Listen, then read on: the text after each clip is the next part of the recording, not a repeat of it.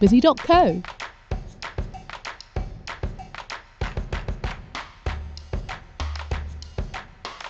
Welcome to the Small Business Collaboration Summit, Dinuke Ranasinghe and Ken Low. It's really lovely to have you here. It's good being here.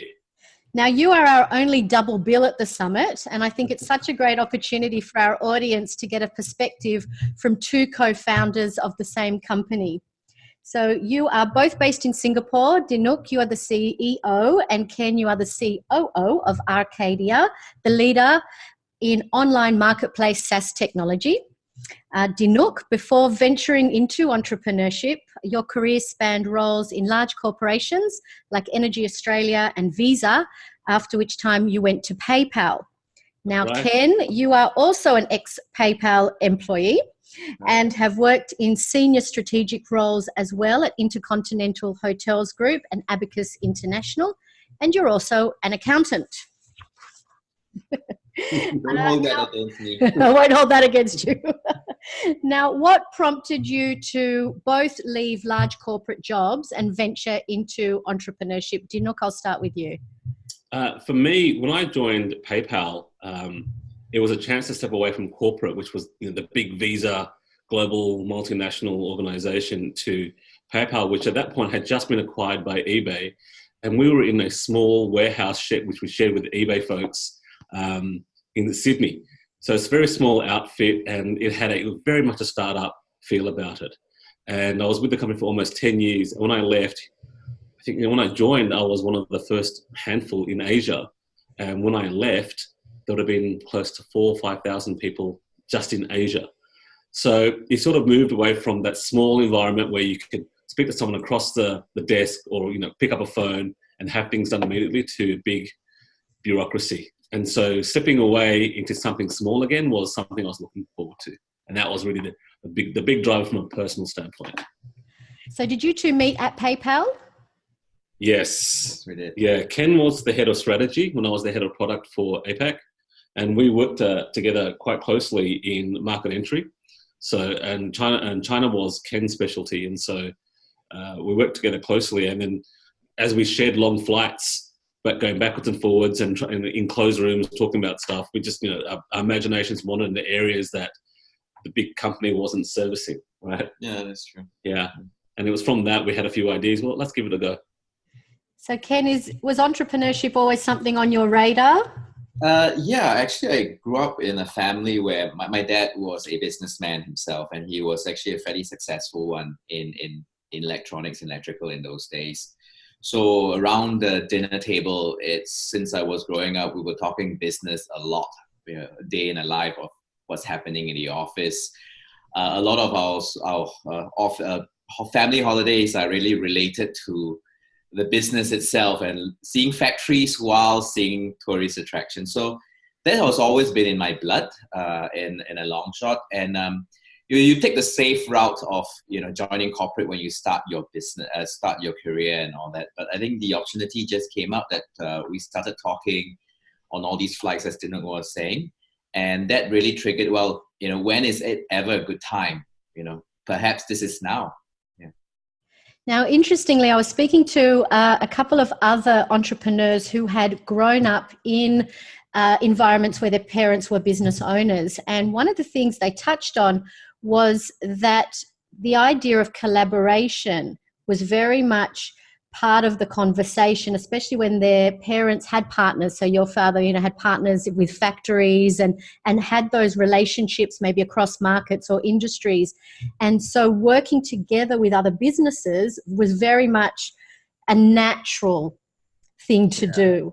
So has a collaborative approach always been part of the way you've done business, whether as an employee or now in your business? Yeah, I think it's always been that. Yeah. In terms of getting things done, even in corporate, when you have to work across a very big organization, you soon realize that collaboration becomes key to even accomplish your own task. And more so in business as an entrepreneur, where when you start out, in a small organization, you basically really need someone to believe, at least at the beginning, and to lift you the business up and give you the opportunities to grow your business. So collaboration is very big. You really have to rely on other people that you know from the past, new relationships that you've built, and building that level of trust in order to get the business going. The trust element's really important, and it comes through word of mouth. So, we're in 140 countries in 7,000 marketplaces, and a lot of that growth has come from word of mouth, people talking about us in countries. And so they get to know us, we get to know them.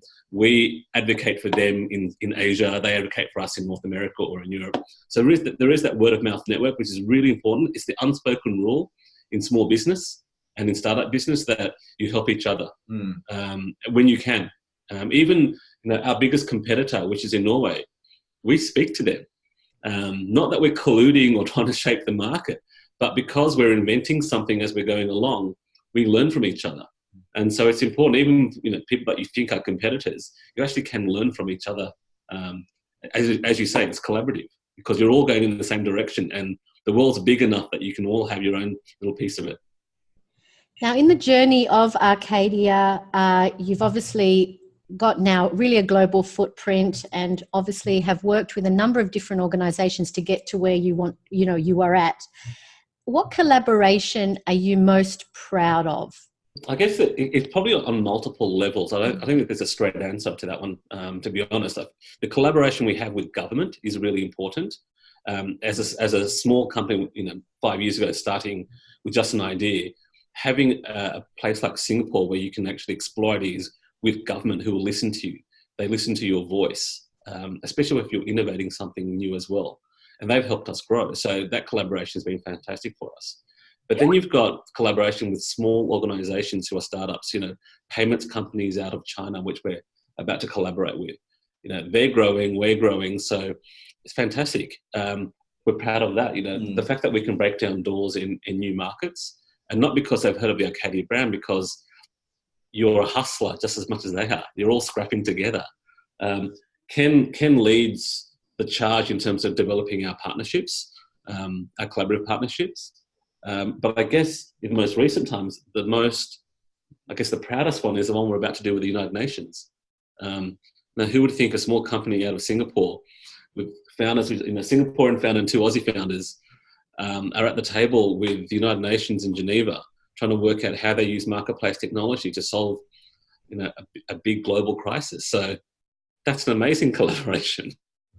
I guess beyond that, the fact that there's a lot of trust in an organization the size of us in Singapore by the UN is also because of the collaboration we had with the government in Singapore, who basically put their support behind us when we bid for the business, and all the different business engagements that we had, they were along with us in those conversations. That also helped with a lot of the trust that we have the backing of the government. So that also gives a lot of confidence to the actual proposition to the United Nations. So it's a lot of collaboration getting into a position like this, really. Yeah, and as a small business, I was surprised how much energy is put towards us. And so it's amazing. So I guess we're very proud of that. That doesn't just happen. You obviously had to prove yourself at an early stage of the business to get to the stage where now governments and United Nations and, big global bodies are starting to engage with you and collaborate with you. At what stage of the business did you feel courageous enough to start to embark on these bigger collaborations? I guess it was from day one, to be honest, because we always had great aspirations in going big. We weren't successful in having those collaborations provide anything substantial back to us, but I don't think there was a certain point when we said, right, we're now large enough to talk to these governments where they can take us seriously. We always were knocking on the door, and that was from the earliest days. And then it took a while for them to work out they should listen to us. And our message hasn't changed, really. It's more that it takes time for them to listen to a smaller organisation. But you're right, in terms of proof point, I guess it's not us proving to them, it's them understanding what we're doing and saying that's the proof point they need.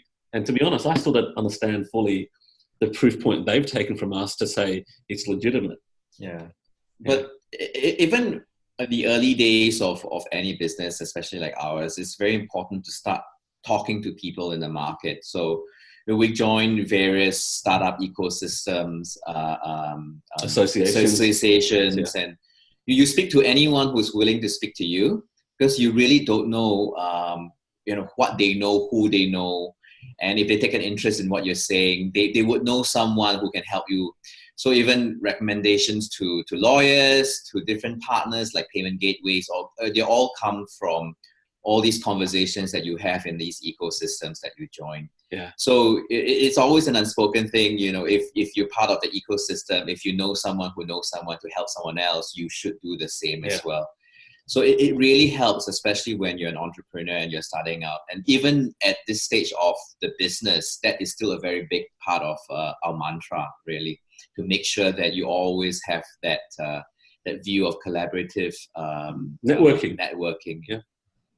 So in a multi-business collaboration, because you are working with numerous partners on different types of projects, how have you found the best way to coordinate those collaborations? Have you got any tips on effective coordination when it comes to multi-business collaborations? We look at the core business, the core strategy. I guess that's first and foremost. What do we want to accomplish over the next 12 months? So we sit down in January each year and look at what do we want to achieve by the end of this year. And obviously it doesn't always go to plan, because you've got to sort of shape yourself to the market and what's being presented in front of you. And so we try to stick to that plan in terms of, does that partnership add to the value of what we're trying to achieve? Yes or no? And if it's a no, sometimes we make the hard decision and say, the timing's not right to collaborate, but let's keep that door open with them, and we'll go back to them at a certain point. And that's the rule that we face as well. People said to us, great idea, we're not ready to talk to you just yet, but we'll keep you in mind. And that goes back to Ken's earlier point, talk to everybody.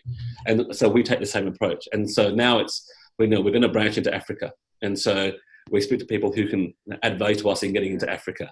So that's, and Ken leads that. So we have one or two people who are focal points for those conversations, and then they can shape it.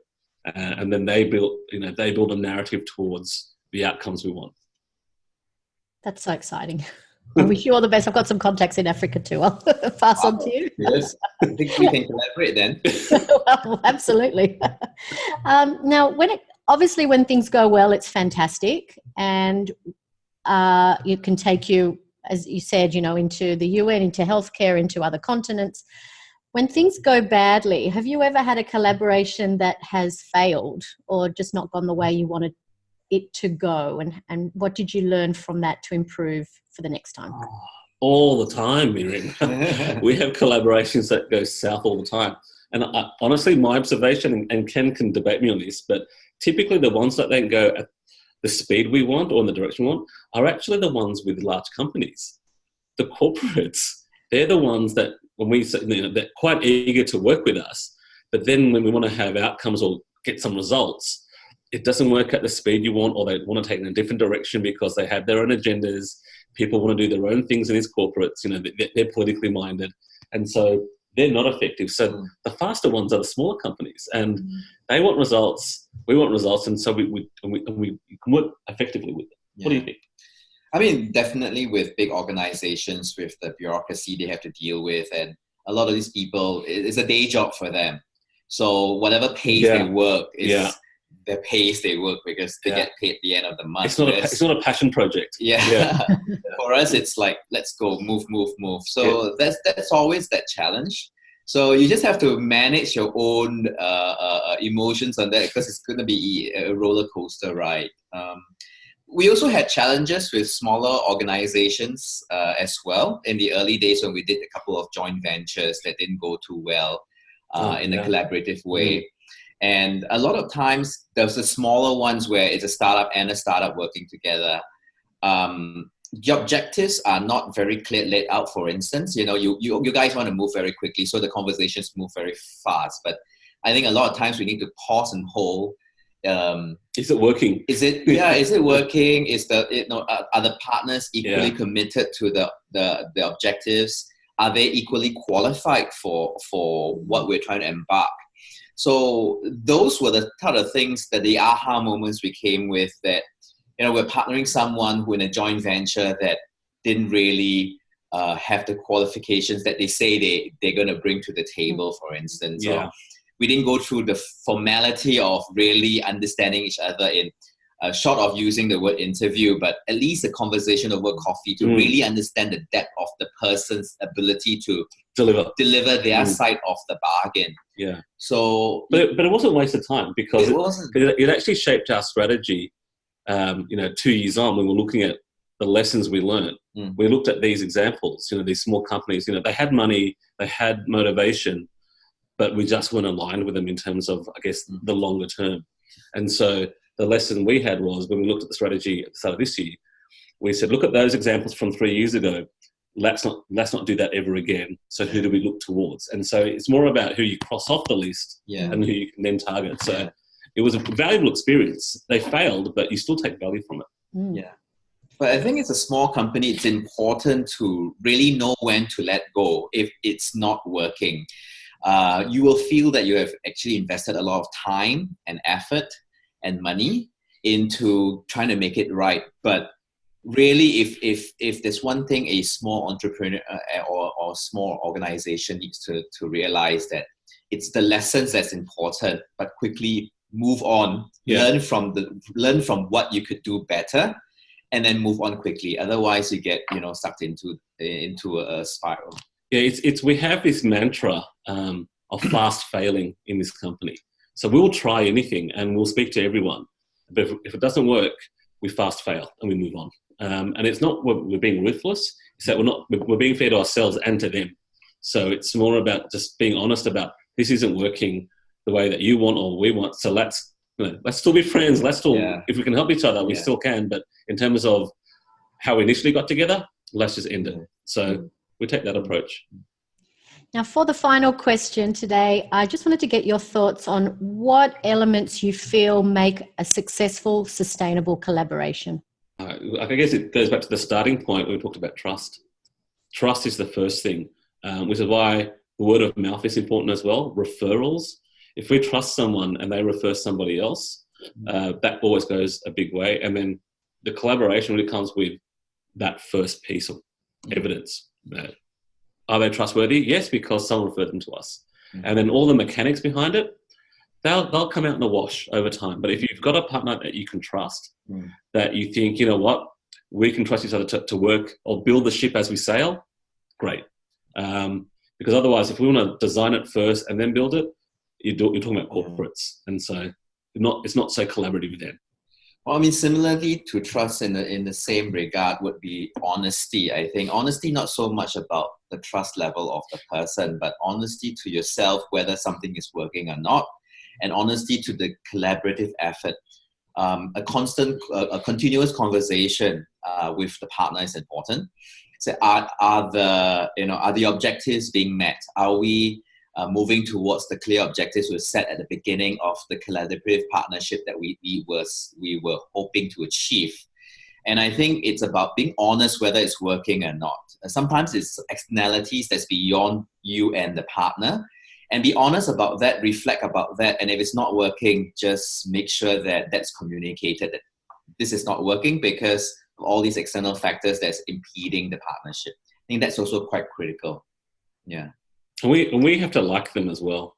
Like you get a lot more out of it if you like the person you're dealing with. And so we have drinks with them. We have a social, level to the relationship, the collaborative relationship too. So I think that's important. Very few people talk about it, but if you like that person, you can work at anything collaboratively, really. So. I think the social aspects is important, even in a business collaboration, because sometimes experiences individuals and organizations encountered in the past do actually influence their decision making and their point of view in the future. So understanding their story gets you a lot better understanding of why they say certain things or why they do certain things and decisions that they make. Yeah, understanding them better. Yeah.